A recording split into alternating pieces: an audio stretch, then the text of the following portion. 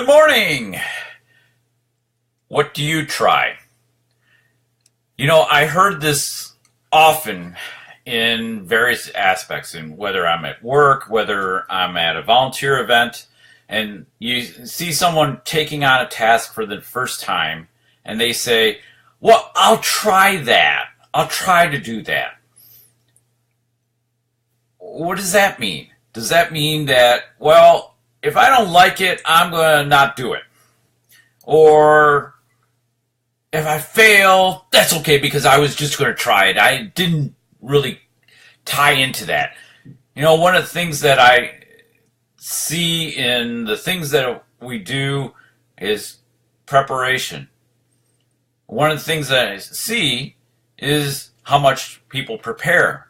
I go to Toastmasters on and off. I was a Toastmaster actively involved for probably 11, 12 years. Time flies. But in that time, I saw a lot of people that would take on a role for the first time and say, well, I'll try it. I don't know if I'm going to like it. And instead of saying, well, I'll commit to it. I'll do it. I may not want to do it again, but I'll do it. And then once they do it, they actually find out, well, this wasn't so bad. One of the most daunting roles is to stand up and be the Toastmaster for the meeting, because you have to stand up and engage the audience. You have to introduce the speakers, keep the meeting flow going. You need to know what's supposed to happen. And for the first timer, the first time that person holds that role, it's overwhelming. It's excruciating, because if there's a dull spot, a lull, you're going, what am I supposed to do? Leaders don't train. Leaders don't try, they train, yes. Goodness gracious. Leaders train. Leaders don't try, because try implies a non-commitment. Try means, well, it's an out. I get an out if I don't like it, if it doesn't work well. Try means, well, okay, here's a better one. Here's a good example. You go to the grocery store or Sam's Club or Costco, and they have the food samples. And you'll say, well, I'll try that. I'm not sure. It sounds weird. I don't know if I'm going to like it. And then you love it. Well, I'm glad I tried it. So leaders don't really taste something to find out whether they like it. They know instinctively that it will help them because it's going towards a goal, going towards a vision, going towards what they see themselves in 3 years. Every day we are called to really step up and be prepared. Eric Reed had a commentary this morning about preparation and expectation. I encourage you to look at that. And then we're faced with internal critic. Lisa Vasquez, my business partner, talks about that today, and she's going to have a little series. But what is it that we are afraid of? What is it that we are not committing to? Now, good leaders, good people that know where they are going, what goals they have, what things they want to accomplish, realize that they need to train, they need to prepare themselves. So there's a couple components that are necessary. There's a lot more, but these are the crucial ones that I see that will help you each day. One, you need to know where you're going. What are the things that you're looking for? So where are you headed? And what are the things that you need to prepare today to get there? John Maxwell has the daily rule of 5. Now, the daily rule of 5 for his particular role as a speaker is to read, write, file, reflect, and network, contact. Because through contact, he's able to ask questions, he's able to connect with people, to find out more, to find out their stories, to be able to ponder and see how they can apply to his life. What are the lessons? So he does that every day. Now, he doesn't do them equally, because some days he has less time than others.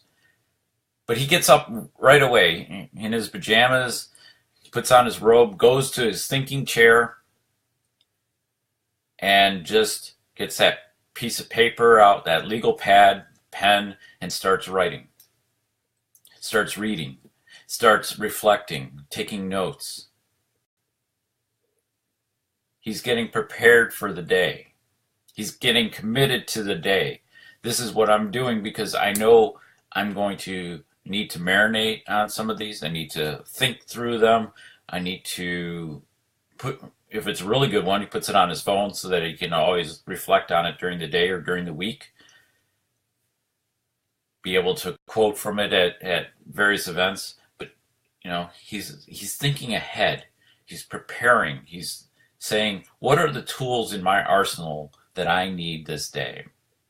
So that's a good way to start the day, is to commit to the path.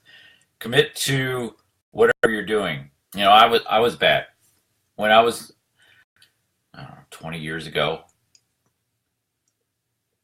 I was in a position of leadership, and I was going and saying, well, okay, clock started. Look, it's after 8:30. I can now go and look at various manuals or look at a thing on, that time the internet was still really young, so there wasn't a lot of forums like there are today to really go in and delve into things.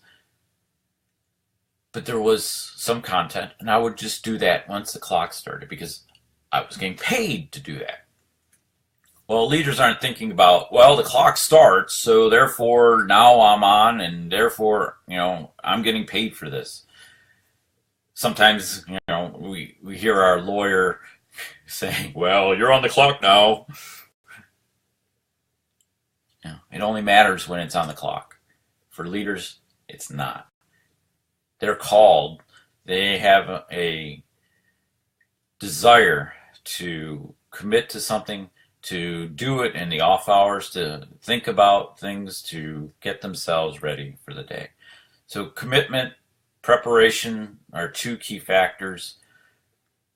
And it doesn't happen when the clock happens. It doesn't when you go and put on your shirt or your suit and your tie and you walk into the office. That's not when it prepares. It's not when you go on the clock. It's you're on the clock. Always. You take some breath breaks, obviously. Good morning, Lisa. But it's not just the fact of being there for the day. Right? As I thought about this, and the idea really came from Darren LaCroix. I was at a workshop, speaker workshop, so I continued to prepare myself at 7 o'clock at night. We were there till after 10. Goodness gracious, on a Friday night. And we go to this workshop. Darren, I went to his coaching program 4 years ago, almost to the day, in Las Vegas. And we worked through getting myself ready for a speech, getting myself fine-tuned. Now, like I said, I was in Toastmasters and I was going through the program and getting feedback and such, but this was at a higher level. This was at a person, learning from a person who was out there, learning from a person who had gone before me. So that's another aspect of this training. Leaders train. Leaders go to experts, to the people that have gone before them, who are doing things that they want to do, that may have insights. As I mentioned, John Maxwell connects with people to learn their stories, to find out their lessons, to be able to interact and have a discussion at a higher level. One of the things that I look at is who are the people around me? Who are the people that I'm going to be able to have that conversation with at a higher level? Now, you may think some of this stuff that I lay on you is pretty basic.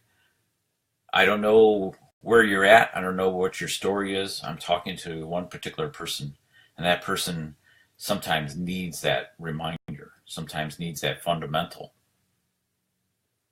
They go to people that need them. They go to people that they need. So there's this duality. There's this connection of people that are ahead as well as people that are behind.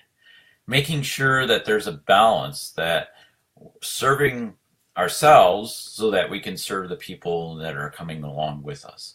We can't give to others if we're not trained, if we're not prepared, if we're not committed, if we all need something, someone we're looking for to help us get it. If we don't value people, if we don't believe in people, if we don't love people, it's very much a hard path. We've talked about this.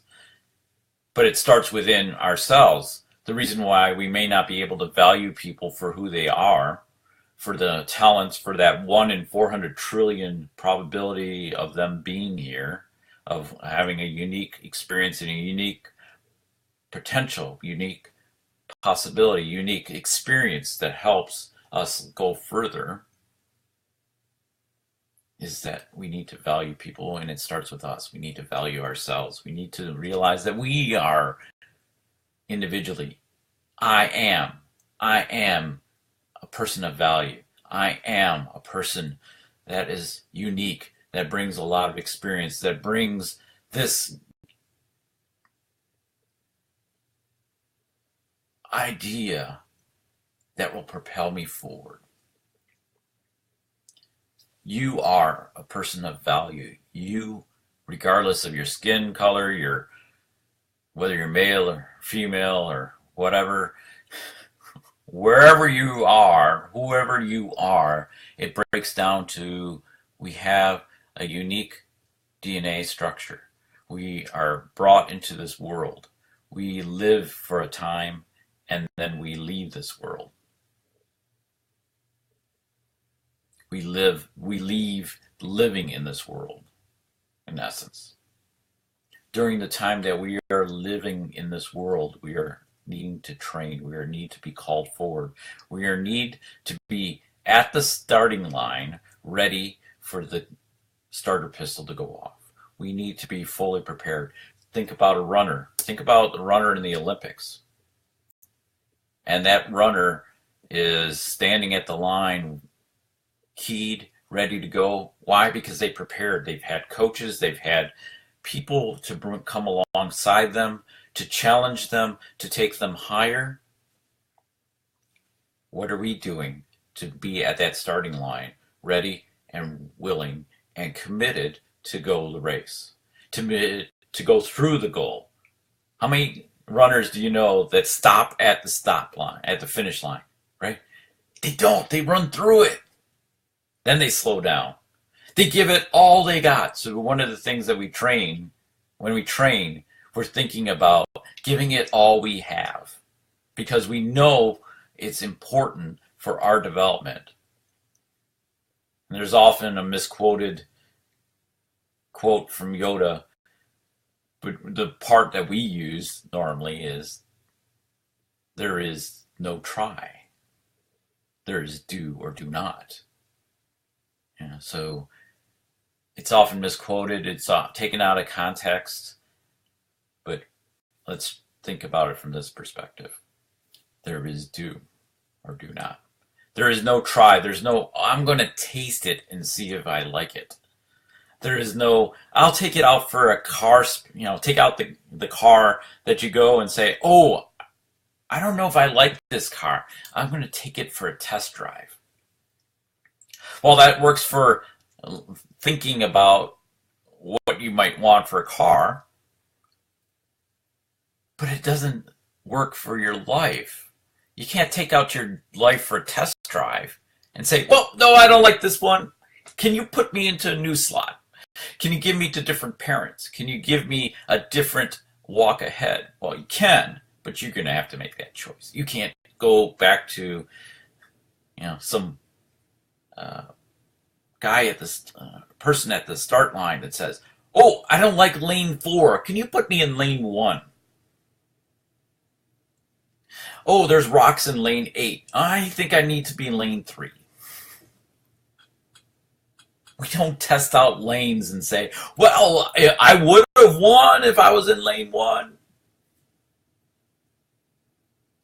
We train every day. We train because we're committed. We have an idea about the future. We are committed for the path ahead. Leaders train. Leaders don't try. That's the thought for today. That's the thing that will get you going, will get you further today. If you think about this, this is your homework. Are you prepared today? Are you committed? Are you willing to go the race?